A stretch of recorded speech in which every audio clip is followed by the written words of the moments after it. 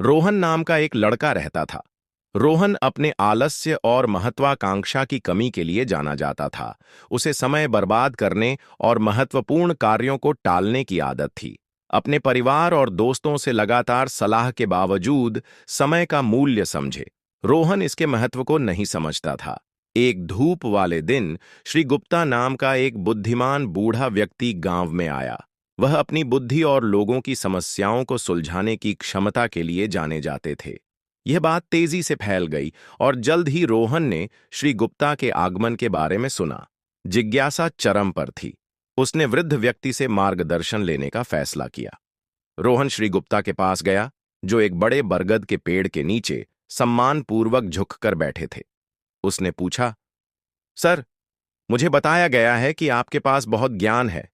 क्या आप कृपया मुझे बता सकते हैं कि मैं अपने जीवन का अधिकतम लाभ कैसे उठाऊं?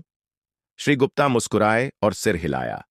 युवक के संघर्ष को समझते हुए उन्होंने अपने बैग से एक रेत का घड़ा निकाला। रेत घड़ी एक बर्बाद अवसर है। जब भी आप टालते हैं या समय बर्बाद करते हैं, एक दाना हमेशा के लिए फिसल जाता है। रोहन को अपने कार्यों की गंभीरता का एहसास हुआ और उसने ध्यान से श्री गुप्ता की बात सुनी। समय एक अनमोल उपहार है मेरे बेटे। ये किसी का इंतजार नहीं करता है।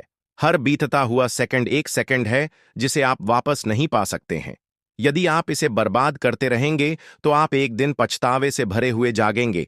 आपको अत्यावश्यकता का एहसास होगा। रोहन ने पूछा, लेकिन मैं कैसे बदल सकता हूं?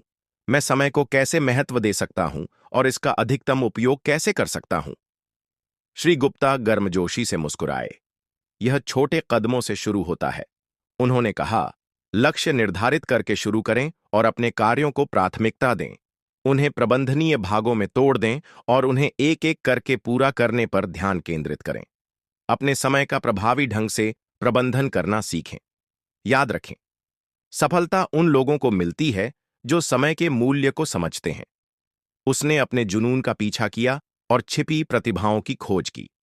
गांव वालों ने समय के साथ रोहन में देखे गए उल्लेखनीय परिवर्तन पर आश्चर्य व्यक्त किया।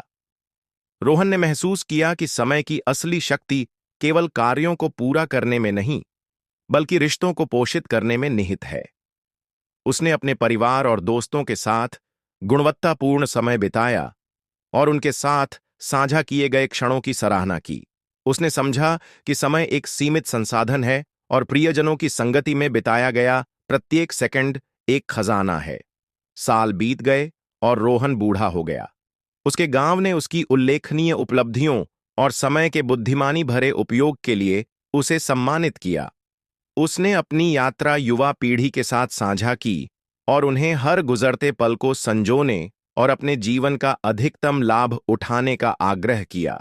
रोहन की कहानी दूर दूर तक फैल गई और अनगिनत व्यक्तियों को समय के साथ अपने संबंधों का पुनर्मूल्यांकन करने के लिए प्रेरित किया।